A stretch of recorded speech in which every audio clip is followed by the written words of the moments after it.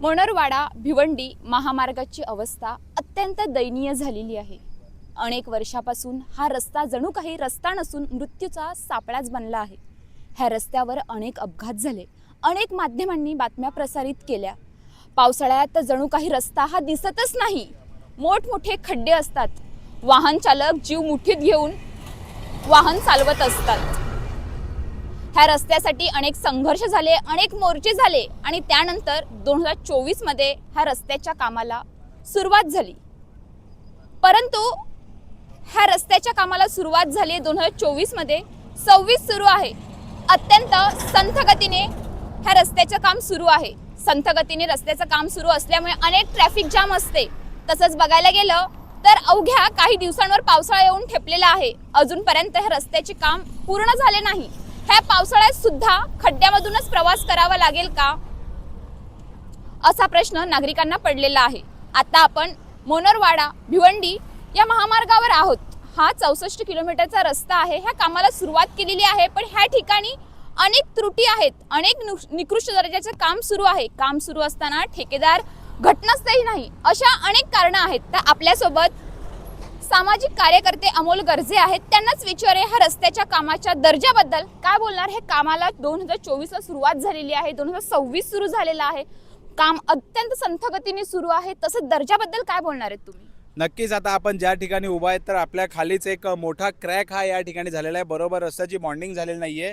ज्या ठिकाणी आता मी उभा आहे तो भाग आणि त्याचा पुढचा भाग काही वेळानंतर केलेला गेला आहे, म्हणून दोघांच्या मध्ये जी बॉन्डिंग होते ती बॉन्डिंग व्यवस्थित झालेली नाहीये। मी या संदर्भातलं सुमारे 801 कोटीचं हे टेंडर आहे। 801 कोटीचं म्हणजे कोट्यवधी रुपये या रस्त्यासाठी शासनाने मंजूर केलेले आहेत, पण ह्या ठिकाणी जे संबंधित यंत्रणा आहेत जे यांच्यावरती लक्ष देत आहेत, लक्ष त्यांचं घालायचं काम आहे। PWDचे कार्यकारी अभियंता असतील, 2 डेप्युटी यांची या ठिकाणी नेमणूक करण्यात आलेली आहे, ते डेप्युटी करतायत काय ह्या रस्त्याकडे त्यांचं लक्ष नाही का? रस्त्याच्या निकृष्ट कामाबद्दल काय बोलणार आहे? निकृष्ट कामाबद्दल प्रथमतः मी ही गोष्ट सांगेन की आता ज्या ठिकाणी आपण उभा आहे तुम्ही आपल्या मागे बघू शकताय, कित्येक वाहनं रस्ता चालू व्हायच्या आधीच ये जा करत आहेत। या ठिकाणी अपुरी व्यवस्था आहे आणि निकृष्ट दर्जाला सर्वात महत्त्वाचं म्हणजे आता तुम्ही बघताय पालघर जिल्ह्यामध्ये तापमान किती वाढलेलं आहे आणि तसं असताना या ठिकाणी गोण्या टाकलेल्या आहेत, पण या गोण्या आज सुक्या परिस्थिती आहेत। आता अधिकारी बोलतील की आमची क्युरिंग झाले, मग जर क्युरिंग झाले तर एवढे मोठे मोठे क्रॅक या ठिकाणी आले कसे? रस्त्याला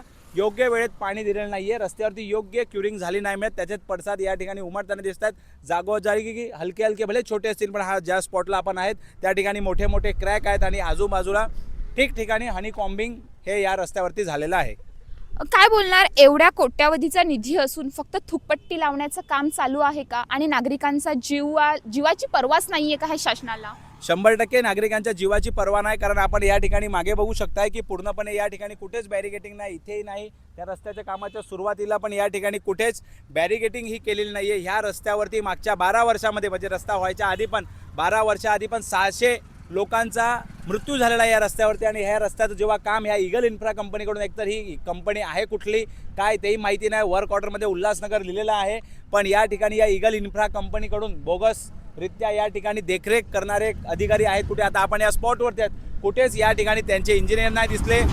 PWD म्हणजे सार्वजनिक बांधकाम विभागाचे पण या ठिकाणी इंजिनियर दिसत नाहीत। नक्की ही कंपनी करते काय? कुठेच बॅरिगेटिंग नाही, कुठेच सुरुवातीला फलक पण नाही की सार्वजनिक विभाग बांधकाम विभागाअंतर्गत काम सुरू अशी कुठे नोंद पण नाही। शासनाचा GR आहे, शासनाचं परिपत्रक आहे की एखाद्या ठिकाणी जर काम सुरू असेल तर त्या ठिकाणी बोर्ड लावणं, पण या ठिकाणी डेंजर झोनच्या पट्ट्या नाहीत, रिफ्लेक्टर लाईट नाहीये, डिवायडर नाहीयेत, काहीच नाही। जिथे पाहिजे तिथे खोदून ठेवलंय, जिथे पाहिजे तिथे माती या ठिकाणी लावलेली आहे। पण मला या सर्व गोष्टीवरती एकच गोष्ट सांगायची आहे की या ठिकाणी पालघर जिल्ह्यात जे कार्यकारी अभियंता आहेत PWD पालघरचे, जे किरणावक जे कार्यकारी अभियंता आहेत, त्या अधिकाऱ्यांना मला सांगायचं की साहेब हे असे मोठे मोठे हायवा जर रस्ता सुरू व्हायच्या पहिलेच जर रस्त्यावरून जाणार असतील तर ह्या रस्त्याची योग्य क्युरिंग झाल्याच्या नंतर जर हे गेले तर रस्ता वर्षानुवर्ष राहील।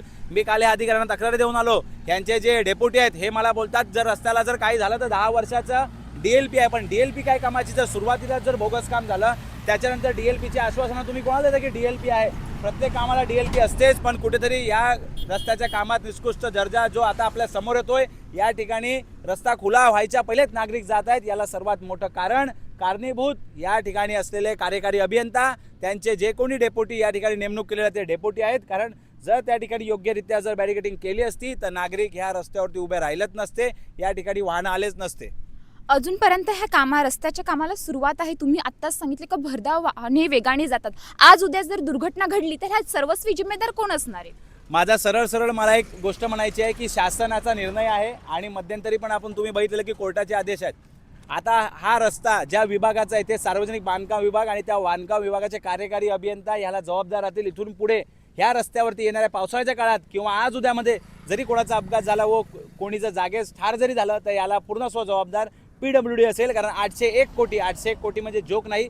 जनतेच्या टॅक्समधला एकतर जनता भर उन्हात असेल, MIDCत असेल, लोक कामं करतात आणि एक रुपया हा टॅक्स भरतात शासनाला. पण त्या 801 कोटी रुपयाचा जर पूर्ण चुरा ह्या ठिकाणी जर होत असेल आणि निकृष्ट दर्जाचं काम जर पुढे असेल, बॅरिकेटिंग न करणारं काम जर जनतेला यावं लागत असेल, जनतेच्या समोर येत असेल हे कामं, तर मला एक गोष्ट सांगा, जनता टॅक्स भरते आणि जनतेचेच या ठिकाणी जीव जातात. असा रस्ता कोणाच्या कामाचा? आणि जसं की तुम्ही बोलल्या, ह्या रस्त्यावरती मागच्या अनेक वर्षामध्ये खूप अपघात झाले, खूप लोकांचे या रस्त्यावरती जीव गेले. पण दुर्दैव हे वाटते की लोकांचे जीव नाही गेले पाहिजे म्हणून ह्या रस्त्याचं काम सुरू आहे. पण रस्त्याचं काम सुरू असतानाही अनेकांना त्यांचे जीव या रस्त्यामध्ये गमवावे लागले आहेत. आता हा स्पॉट होता मनोरवाडा आणि पुढे वाडा टू भिवंडी आहे, पण ह्या अधिकाऱ्यांचं पूर्णपणे दुर्लक्ष आहे. मोनरवाडा भिवंडी महामार्गाच्या रस्त्याच्या कामाला सुरुवात झालेली आहे. आपण अगदी घटनास्थळी आहोत. आपण बघू शकतात ह्या ठिकाणी रस्त्याच्या कामाला सुरुवात झालेली आहे. हा उतार भाग आहे. ह्या ठिकाणी रस्त्याच्या कामाला सुरुवात झालेली आहे, पण नाही सूचना फलक आहे, नाही बॅरिगेट्स आहेत. खुलेआम गाड्या भरधाव वेगाने जात आहेत. दिवसा समज ठीक आहे, पण रात्री ह्या ठिकाणी अपघात होण्याची सुद्धा शक्यता आहे. काय बोलणार तुम्ही ह्याबद्दल? जसं की आता आपण बघितलं की त्या ठिकाणी रस्ता खुला केलेला आहे का PWDच्या अधिकाऱ्यांनी, तेव्हा नागरिक जात आहेत. योग्यरित्याने या ठिकाणी क्युरिंग झालेलं नाही, त्यामुळे काही ठिकाणी हनीकॉम्बिंग आहे, काही ठिकाणी क्रॅक्स आहेत. पण विशेष म्हणजे सांगेन की या ठिकाणाहून मनोरवरून वाड्याच्या दिशेने भरधाव वेगाने हा जागा टर्न आहे. भरधाव वेगाने येणाऱ्या काही गाड्या काही त्या ठिकाणी जातात तर काही या ठिकाणी जातात. तुम्ही बघताय हा तो स्पॉट आणि हा तो त्यांचा बॅरिकेड, हा या ठिकाणी कोपऱ्यात पडलेला बॅरिकेड. पण या ठिकाणी कामाच्या सुरुवातीला शासन निर्णय आहे की बोर्ड पाहिजे की काम कोण करते, कुठली कंपनी काम करते. सुरुवात या ठिकाणाहून जर अधिकाऱ्यांनी केलेली आहे तर इथे कुठे सूचना फलक आहे का की सार्वजनिक बांधकाम विभागामार्फत किंवा इगल इन्फ्रा कंपनीमार्फत हे काम सुरू आहे व त्याच्यावरती देखरेख ही PWD करते. किती कोटीचा निधी आहे तेही त्यांना लिहायचं आहे, किती वर्षात काम करायचं तेही त्यांना लिहायचं आहे. पण तसं सूचना फलक या ठिकाणी कुठे आपल्याला दिसत नाहीये. बॅरिगेट्स बद्दल काय बोलणार आहे? किंवा दिवसा तर ठीक आहे, रात्रीच्या वेळेस काय होणार आहे? रात्रीच्या वेळेस मागच्या आठवड्यामध्ये मी रात्रीच्या वेळेस या रस्त्यावरून प्रवास केला. पुढचं काहीच दिसत नाही, कारण या ठिकाणी पूर्ण एकेरी वाहतूक आहे.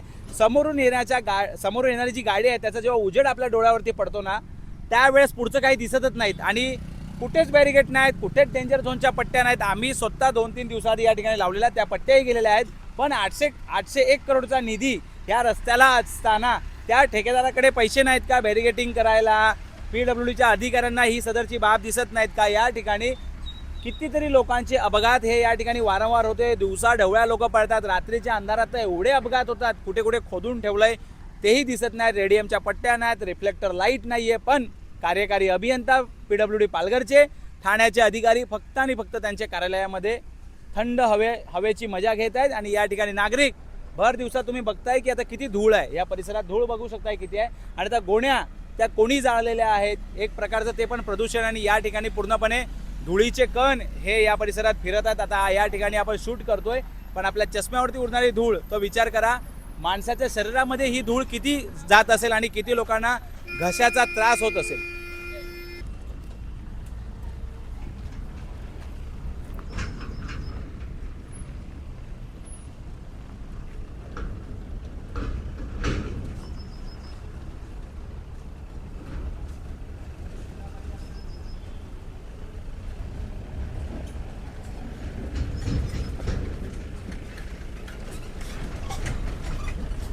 अशाच ताज्या बातम्यांसाठी आमच्या न्यूज पोलीस रिपोर्टर चॅनलला लगेच सबस्क्राईब करा आणि बेल आयकॉन दाबायला विसरू नका.